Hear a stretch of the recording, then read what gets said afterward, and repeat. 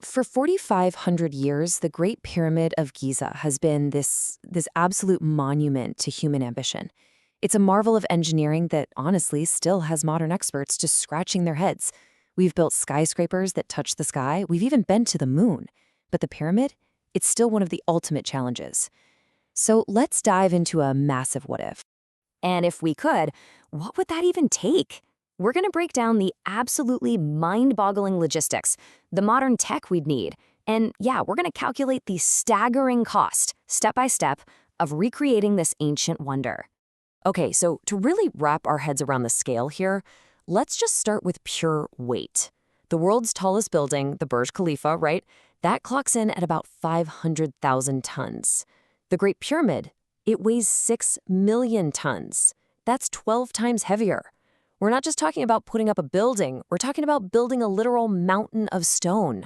Now, before we even start dreaming about laying a single stone or sketching a single blueprint, we immediately slam into our biggest roadblock. And you might be surprised to hear that it has absolutely nothing to do with engineering. See, the ancient Egyptians had this incredibly powerful unified purpose, right? They were building a tomb for their god king, a literal stairway to the heavens.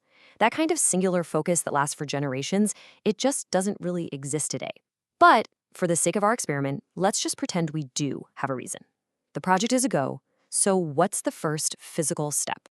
So, to support a 6 million ton structure, you can't just pick a random plot of land.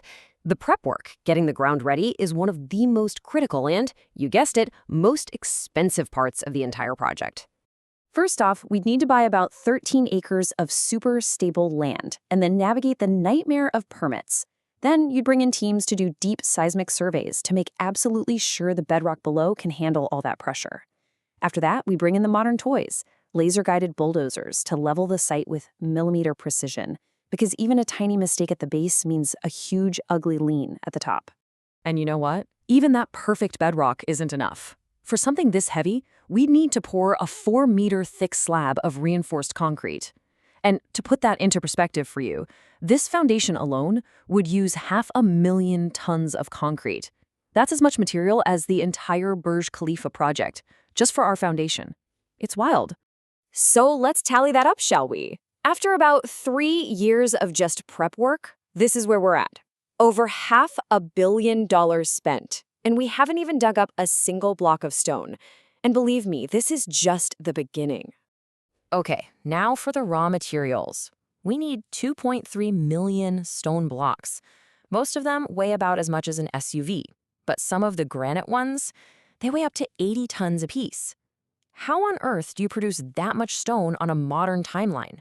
Well, if a single modern factory tried to do this, it would take them over 60 years. So to hit our 5-year goal, we'd have to build a gigantic, dedicated quarrying facility right on site. We're talking 250 industrial-grade diamond wire saws running around the clock. And just the machinery for cutting would cost us $25 million. The limestone and granite itself?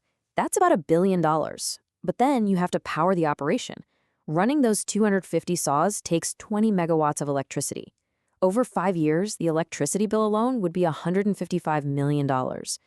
To put that in perspective, that's as much power as the entire country of Italy uses in one day.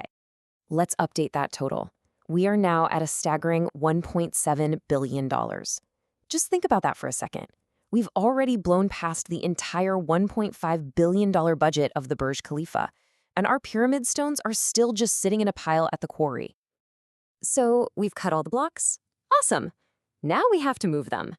And this would be, without a doubt, the largest and most sustained transport operation in human history. 6 million tons. That's the total weight we need to get from the quarry to the construction site, one block at a time. So how do you do it? With a whole lot of trucks. A standard heavy-duty truck can haul about 25 tons. A little bit of math tells you we need to make 240,000 separate trips. To meet our deadline, we need a fleet of 500 trucks running nonstop, 24 hours a day, 7 days a week, for 5 solid years. Can you just imagine that? A constant, never-ending convoy of trucks, with one arriving at the site every 10 minutes. It would be a logistical nightmare. And the price tag for that logistical nightmare? roughly $200 million. And that's just for fuel, maintenance, and paying the drivers. That doesn't even count road taxes. So that brings our new total to nearly $2 billion. Okay, the blocks are finally on site. Now comes the most iconic and probably the most difficult part, stacking them 147 meters high with perfect precision. This is where modern tech really faces its biggest test. Here's the critical problem. It's just physics. A crane's lifting power drops like a rock the higher its arm extends. There is no single mobile crane on planet Earth that can lift an 80-ton granite block all the way to the top. It's physically impossible. So the solution would have to be this complex, custom-built network of huge tower cranes that literally jump or build themselves higher as the pyramid grows. This kind of specialized one-of-a-kind crane network, operating for 5 straight years, is not cheap. It adds another $300 million to our budget, bringing the running total to a breathtaking $2.2 billion. We're in the home stretch now. The structure is built, but we still have to factor in the human element, and of course that beautiful finishing touch that made the original pyramid shine. First, the people. We'd need a crew of at least 3,000 skilled workers, from engineers all the way to masons. As you can see, their paychecks account for about 14% of our budget, or $400 million. Then, for the grand finale, the thing that made the original pyramids shine like jewels in the desert, we'd add that outer casing of polished white Tura limestone. That tacks on a final $250 million. So, there you have it. The grand total to build the Great Pyramid today would be just under $3 billion. For some perspective, that's about the same price as SoFi Stadium in Los Angeles.